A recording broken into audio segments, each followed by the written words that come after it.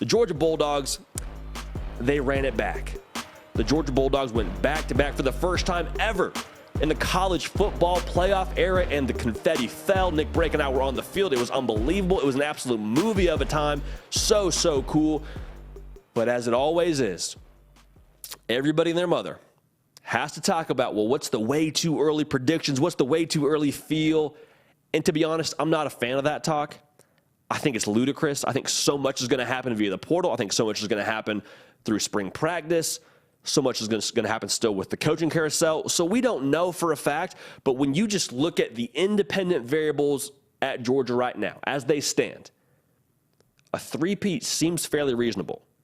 And Reese Davis told this story on the College Game Day podcast after they had finished the national title game.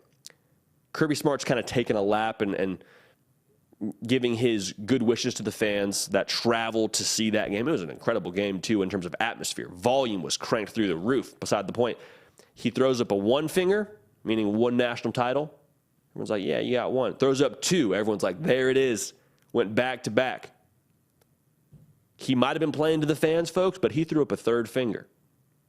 They asked him about it post-game. How hard will it be to go for a third? Are you already thinking about that? And he just said, it will have even more challenges than we had this year. It is so hard to win 3 in a row, but we can't get complacent. So here's what I would say about Georgia going 3 in a row. They're going to have the roster. Like, talent will never be the reason why Georgia doesn't compete for national titles. That's just not the case with Kirby Smart as the head coach. You lose a lot of key pieces. You lose Stetson Bennett. You lose the safety Smith. He's a dog. You probably lose Darnell Washington. He hasn't declared yet. Neither has Smith, but keep an eye on both those guys. I would imagine they'll probably test the NFL waters, but you got some other freak shows on this team still.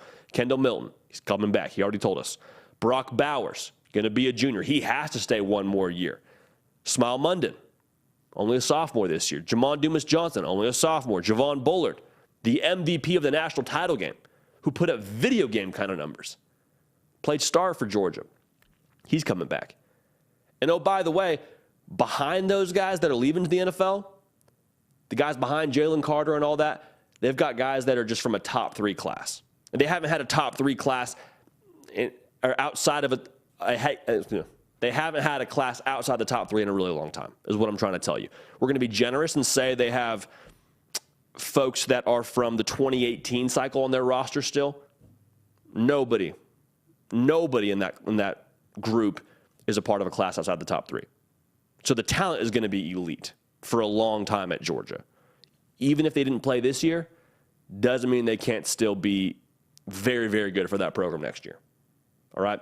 If you haven't yet subscribed, we got you covered here on the On3 YouTube channel. Here on the Hard Count, we go live on Tuesday. We go live on Thursday. We're live today on a Wednesday because we missed Tuesday because we were traveling for a game that you allowed us to go to. So thank you for that. But subscribe, lock in. We have a good time here. We have a good time because it's y'all's show. Also, follow me on Twitter. Follow me on Instagram at JD Piquel. Those are 2 mediums that we can incorporate to do more of what you want to see. So hit me there, subscribe to the channel, follow me there, and we'll keep the party rolling, all right? So the talent is there. The cupboard is stocked, as we like to say. There's more than enough ingredients to play for another national title, a third in as many years. Look at the road ahead. Here's the schedule for Georgia, and it's very, very manageable. You tell me where the blatant loss is. You have UT Martin, you have Ball State, South Carolina, UAB. I didn't say at with any of those. Those are all home games. Then you go to Auburn. You got Kentucky, go back on the road to Vanderbilt. Then you got to bye, play Florida at a neutral site.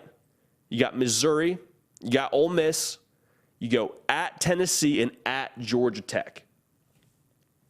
I mean, show me the blatant loss there. Tennessee could be tough. I mean, shoot, you don't know what Florida's going to be next year. Ole Miss, who knows? Bottom line, there's no gaping hole in this schedule where you say, yeah, that's probably going to be a loss. Tennessee's going to be really tough. I think Tennessee, at a glance, is going to be the toughest game on their schedule. But there's no Alabama on here. There's no Ohio State on here. There's no game that you're saying, oh, boy, hey, it's going to take our absolute best. It's going to take a superhuman effort to win that game. They'll need their best to beat Tennessee. I don't want us to get sideways on that. Tennessee's going to be a tough game, but the rest of the schedule, it's all very manageable. The road is very clearly marked for Georgia to march right back to Atlanta and to have a chance at another national title. Obviously, SEC title being in Atlanta, but national title in Houston. It's very, very possible, very, very doable. Here's the deal, though. It all revolves around the quarterback position. You got some studs in there. You got Gunnar Stockton, who took off the black jersey this week. For those of you that don't know what that means, he decided, hey, I'm going to take hits for this program. I'm going to go live contact in practice so our defense can get good reps trying to defend Max Duggan. It won't be the first time they go live hitting a quarterback. They'll know what that feels like to chase down a scrambling quarterback and make that tackle. Impressive move by Gunnar Stockton. He's in the program. Brock Vandagriff, another highly recruited quarterback. Carson Beck was who went into action for Georgia in the fourth quarter of that game. He is right now, would feel like the betting favorite to be the starter, but that's going to be enormous. Goes without saying, quarterback, most important position on the field, and they lose Stetson Bennett. And a lot of the Stetson Bennett haters, a lot of the Stetson Bennett naysayers, I think probably got silenced, if not this season, on Monday night. But if you still have some sort of feeling about Stetson Bennett in your stomach, if you still feel like he wasn't all that he's cracked up to be, you're going to find out next year just how important he was to your team. I'm not saying these guys won't be enormously successful. I'm not saying these guys won't still light it up. But I'm just saying it will be a guy who's first year starting in the saddle for Georgia. It's a very big undertaking. But I would also say this. Going into this year, Georgia lost more. They lost 5 first-round draft picks on defense. They lost 15 guys total to the NFL draft. They lost a lot, and all they did was run it back and get another national title. So, you lose the quarterback, that's huge. But losing talent to the NFL, nothing new at Georgia. And personally, I trust Kirby Smart. I trust his process. I trust his way of doing things. And I think Georgia's going to be just fine. So, with that being said, they're our number one to start the year. Ours being us here on the Hard Count, and I have no idea what anybody else will put them at. But Georgia will be primed to yet again hunt for another national championship. Should be fun to watch. Hey, y'all, thanks so much for watching. Subscribe to the channel here to make sure you don't miss an episode of the Hard Count. Also, be sure to check out other videos on the On3 YouTube channel.